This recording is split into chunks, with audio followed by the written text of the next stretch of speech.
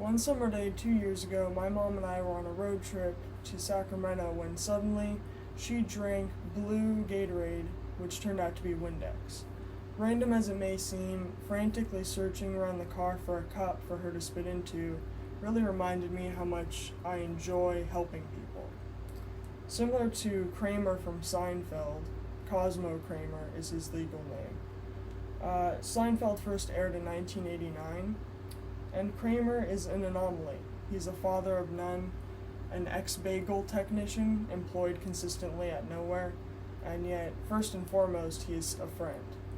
Three qualities that we both share are being loyal, adventurous, and cool under pressure. Kramer and I, despite not having supernatural powers, are both extremely devoted to our friends. So in that way, we are both very loyal.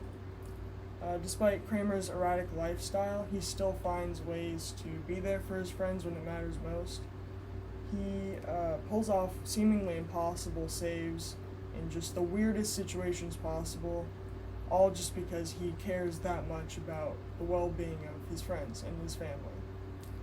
He also, despite his peculiar collection of characteristics and vices, he still has a very specific but unshakable loyalty. I also enjoy helping others, whether it be random acts of kindness with strangers or more involved things. At the beginning of the pandemic, I volunteered quite a bit. I also would help my friends vent because that was sort of a tumultuous time. Apart from being considerate, we're both highly adventurous as well. Specifically, we're both daring even in very stressful situations. So, for example, Kramer was once on a public bus when a man overtook the bus with a gun, and he overpowered the man and actually drove the bus to the next stop, which really shows he went above and beyond. He also once gave up a highly lucrative bottle route to save his friend Jerry's car from a psychotic mechanic. I also believe it's integral to put family and friends first.